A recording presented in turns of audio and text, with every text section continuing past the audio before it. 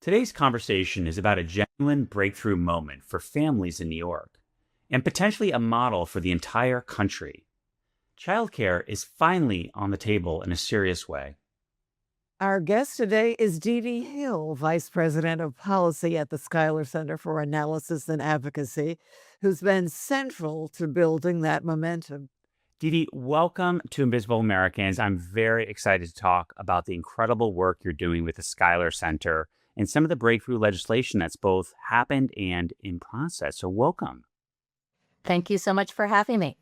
I wanted to start with the big picture. After all, we're talking about New York, and it seems to me like New York is closer than ever to delivering on the promise of universal childcare. So, what's going on there? What's happening? Where are we right now in this moment? We are in a really exciting moment right now in New York. As you know, we have a New York City mayor, a new mayor who came into office at the beginning of this year, Mayor Mamdani. I heard. You've We heard, perhaps a you've little heard. bit. There may have been something in the news. Um, and he, along with our longtime governor, Governor Hochul, share a common passion for childcare and a shared goal to achieving universal childcare. And so, we really find ourselves in kind of a stars are aligned moment that it doesn't happen a lot in the policy space where you have leaders and then also you just have broad public support for this vision of achieving universal child care. And I will also say that the Schuyler Center, as an organization that it has, advocates for child and family well-being, all the policies that support that, has been one of many leaders of the Empire State Campaign for Childcare, which is a campaign for universal childcare that was founded about 9 years ago, and we have been building toward this moment for 9 years. So we are ready for it. What does childcare mean to you? What exactly are we talking about? Just to level set with our viewers, listeners, what does that mean for the investment New York is making and for the Empire State's campaign? Is it 0 to 18? Is it focus on a particular population? Is it needs-based? What does it look like for the work you're doing? Yeah, thank you so much for asking that question. So for the Empire State Campaign for Childcare, the group of children that we're looking at is 0 to 13. So, and this, and I think often we sort of forget about the school age children, right? We think a lot about our babies and our toddlers who do need a lot of care and attention. But, the moment that your child becomes, 4 and gets into pre-K in some parts of the state, or 5, and goes to kindergarten, their need for care doesn't end. Most parents' work days do not end when the school bus arrives at, No, they still struggle. 3:00, right? And so, Yeah. So, and you also asked about sort of needs-based. The Empire State Campaign's vision is universal childcare means all children, no exceptions, no means testing, no immigration status tests, and no work requirements on behalf of parents or activities tests. So by every child, you mean every child. Every child.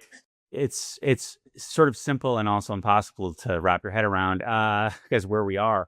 I would just say, I'm always struck when I talk to librarians how many of our public libraries for older kids, so beyond the cliff, at 4 or 5 when they start school, these older kids, between when school gets out and when their parents stop working, one of the largest providers of daycare or childcare are public libraries and librarians. They've become so much more than just a repository for books and experts. So really struck by that. I wanted just to underline that. So thanks for explaining that so elegantly. So, Dee how close are we? I mean, this sounds like a fantastic sort of, no-brainer idea. Of course, we need to do this. And what's happened between Governor Hochul and Mayor Mamdani is that, we have these breaking stories, of universal 2-year-olds, 3-year-olds, et cetera. Um, of- how close are we to in New York State for making this happen? Let me give some context as to how far, like, we have actually made some really significant strides, and there is a lot more work to be done. Currently, childcare is still principally a private family responsibility. So most parents and families in New York State are having to cover the costs of childcare. And to put that in context, for one child in childcare, we're looking at $16,000 a year easily. And in many communities, it's much more than that. And so this is a cost that is out of reach for almost all New York families, thus the broad support for universal childcare. New York currently, it does provide various means of support for low income working families. And the principal program is called the Child Care Assistance Program. It's available to these are subsidies available to families up to 85%, 85% of the state median income, which is about $113,000 a year for a family of four. And that is a very high eligibility level, one of the highest in the country. And that has been something that the child care community has fought for. That was our one of our top victories over the last few years, was getting this really significant expansion to the number of families eligible. So we've accomplished that, and we have also gotten the state to really invest in the program. However, notwithstanding historic investments in the state's program, demand, so the number of eligible families and the demand is far outpacing the investment. And unfortunately, we are at a moment right now where 34 counties around the state and New York City have closed enrollment and started wait lists for the Child Care Assistance Program because of that mismatch between demand and investment.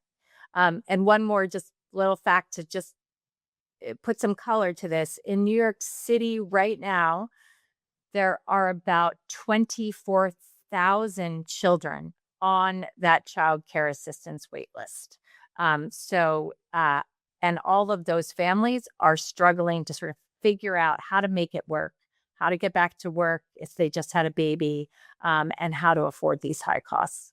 Well, we've heard Mayor Mamdani has, opened up childcare for some employees of New York City, which is terrific. And he had a big news conference about the Dinkins Center that's opening up.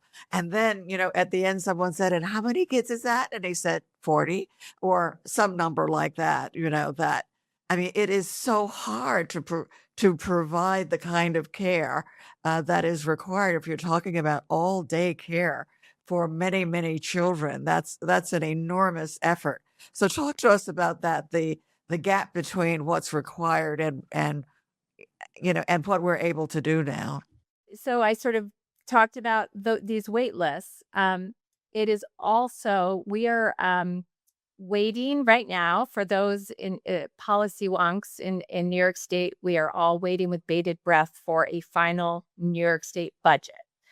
We have been negotiating this budget, or the lawmakers have been negotiating this budget since January, and there have been some delays, but there will be a final budget. And the governor's proposed budget, and sort of what started the negotiations, included the single largest investment in early childhood in the state's history. And what she has proposed would almost double, it would more than double the state's investment in the child care assistance program, add an additional $1.2 billion to that program, and also really significant expansions to pre-K and a little bit to 3K, and some important seed money for 2K in New York City, and some of the really exciting work that is going on in New York City, and some universal pilots in the rest of the state. So really exciting. There's still some details being worked out, but in a few weeks we might see. We're hopeful that we'll see these wait lists go away, and a lot of families have access to child care assistance, and then that sets us on a path. There's still a long way to go to universal. Our hope is that we center the lowest income families as we build towards this universal program, and fully investing in the child care assistance program as we move towards that final goal of all children, no exceptions, is critical. Well, Dede, thank you so much for being with us today. Thank you so much for having me.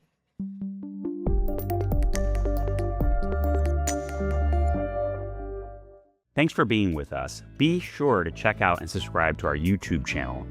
You can also find more information about our guests, and we have show notes and all of that, and about the podcast and the other events and volunteering that we're doing on our website, theinvisibleamericans.com. Thanks for being with us today. We'll see you the next time.